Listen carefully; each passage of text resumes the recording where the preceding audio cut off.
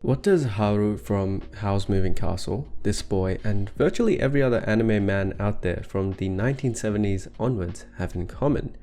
If you've watched any anime in, say, the last 40 years, you may have noticed that the men there are drawn quite androgynously, with sharp pointed chins, smooth, rounded jaws, and characteristics we often see on a heavily feminized female face. And this art style is by no coincidence, and it does have a name: Bishinen, meaning pretty boy.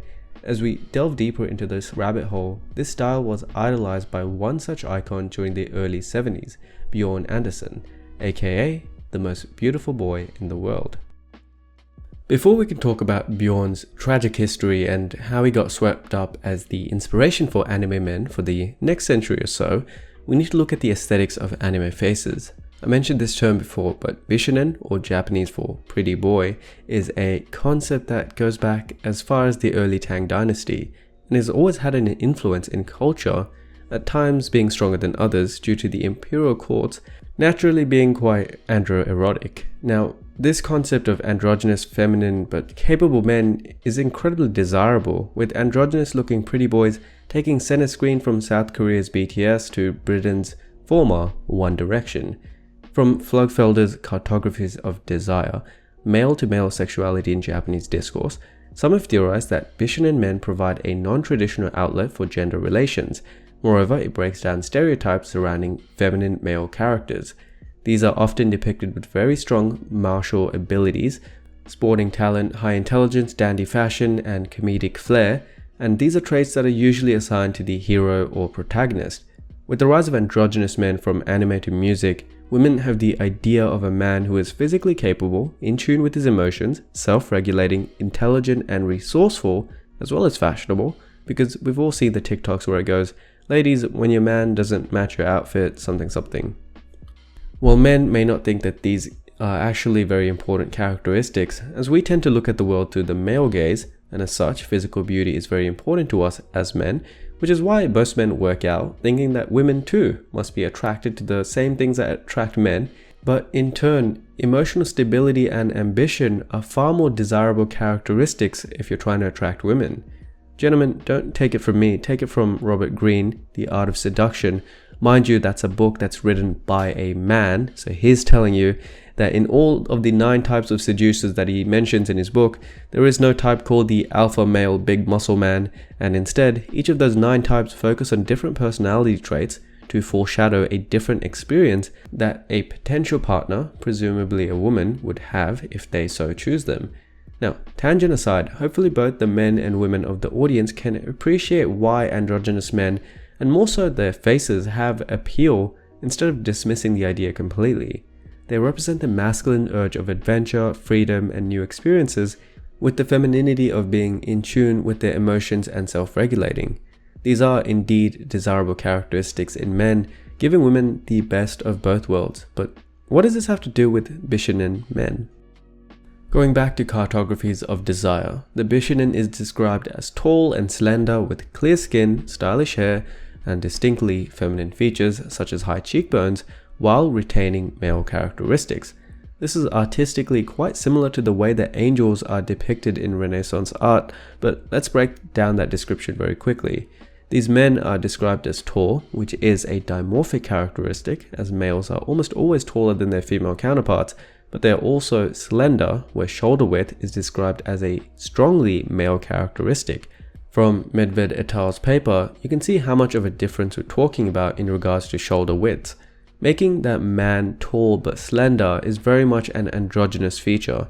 If you're short and slender, then your body shape is, generally speaking, akin to that of a petite woman, which is why a lot of skinny-framed men go to the gym in the hopes of adding some shoulder width and some masculinity to their frame. But taller, slender men are a rarer sight at the gym because the androgyny works to their advantage, and as such, they don't have as much of an incentive to get big and strong. Just see Pete Davidson, or the one that's dating, what's his name? Travi Patty. The next piece of description Flugfelder gives us in his book is that Bishinen men have clear skin. Well, clear skin isn't obvious if you're a regular on this channel because it's an indicator of being disease-free, In anime, oftentimes, the skin is shown as porcelain, white skin, and in the West, we tend to think of it as an emulation of trying to be white or European, but rather this is a beauty standard that's dated back millennia before Japan was ever occidentalized. There are two possible explanations for this being so prevalent in modern day anime, however. One is the influence of Nazism in Japan, with Voldemort's heavy preference towards the Aryan race and features. From this Japanese animator's guide, you can see that a lot of characteristic East Asian features are viewed negatively in lieu of more European ones. While white skin may not be an emulation of anime characters trying to look European, these structural changes in facial features may certainly be a valid argument for that point.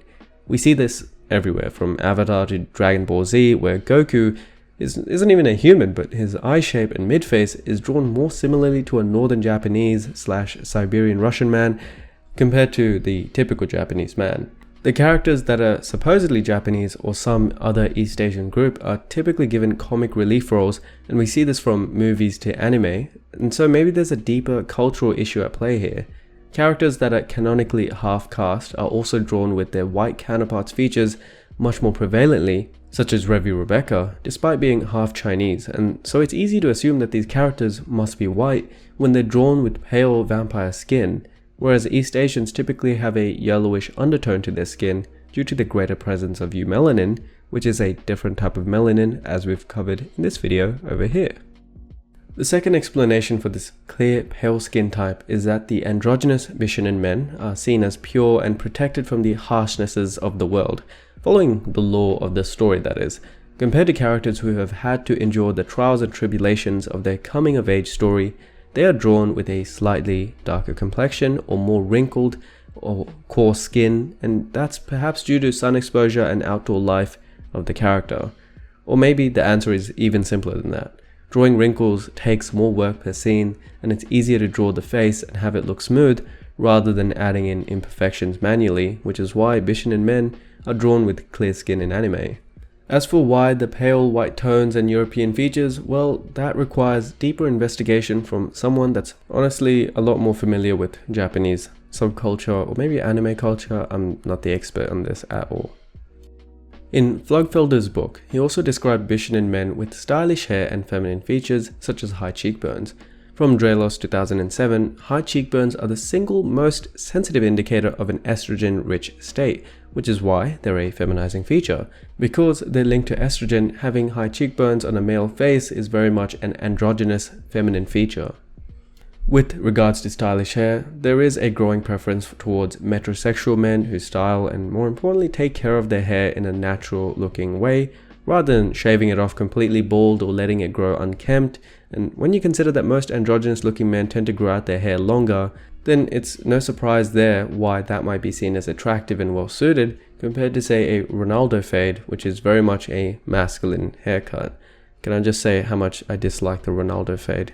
Please, men, do not get that haircut. At the beginning of the video, I mentioned Bjorn Anderson. If you're a fan of horror movies, like I am, then you've probably already met this guy here. Once nicknamed the most beautiful boy in the world, there's an excellent documentary film on his life story and exploitation that came out last year. You see, Bjorn was the child star of a 1971 film called Death in Venice, which is based on the earlier book of the same name, where the premise of it is like the male version of Lolita. Honestly, it's one of those. An older man becomes infatuated with a handsome young boy played by Bjorn, and there's a lot of these weird undertones that I don't think are appropriate for YouTube. But the boy in the film, Tatsuo, seemingly made a very large splash in 70s Japan, especially with anime artists like Kaiko Takemiya, becoming the poster child of the already established Bishinen concept that we spoke about earlier. Bjorn did visit Japan himself, posing for magazines and playing up his popularity there, but it's very clear that he was liked for his imagery in the movie and his androgynous aesthetic rather than for himself as an actor. He mentions how he was the object of desire for many older, rich gay men, being paraded around like a trophy to be won. In anime, we still see a very strong resemblance to his face. From someone who really isn't into anime, it's interesting to me in some of these depictions, the eyes are exaggeratedly large, and in every resemblance of androgynous Bjorn's likeness, there is a gay or bisexual undertone to those who interact with him. I don't know if that's intentional or if that's something else. But in older animes like Kazetoki no Uta from 1976, this androgynous influence is very much apparent in every male character, and their faces are incredibly pointed, tapering at the chins with very narrow feminine jaws and high jaw angles. And while granted that they are teenagers or high schoolers, it wouldn't make sense to draw them like adults. This artistic style is still very prevalent in contemporary anime men as well. Like, for instance, Eren Yeager in Attack on Titan, who might seem to have a very sharp and masculine jaw at first glance, but when you measure the jaw angle or take a closer look at the narrower jaw or pointed chin, it's very clear to see that by all means his features are feminine or androgynous. Also, the long hair should have given it away in the later episodes.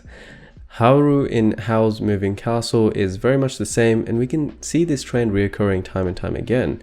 That's not to say that all animes are like that. For instance, in Berserk, the maniacal killing machine Guts is drawn hypermasculinely with shorter hair, a drill sergeant square jaw, and a broader, more masculine nose. But if you're familiar with the storyline, then you'll realize it only makes sense for his bloodthirsty character. Next time you're watching a show, pay attention to how the cast are drawn, and you realize that facial aesthetics is everywhere. That's it for this episode. If you would like to get your face assessed like an anime character, that's very much a joke, disclaimer, order a Koo's aesthetic evaluation over at our website to get advice on how you can glow up and look your best from our medical team. Now, check out the Glow Up podcast and Deep Dive podcast. They're both free on all platforms, or go to Patreon for the latest exclusive episodes. Follow us on Instagram and TikTok for more aesthetic content.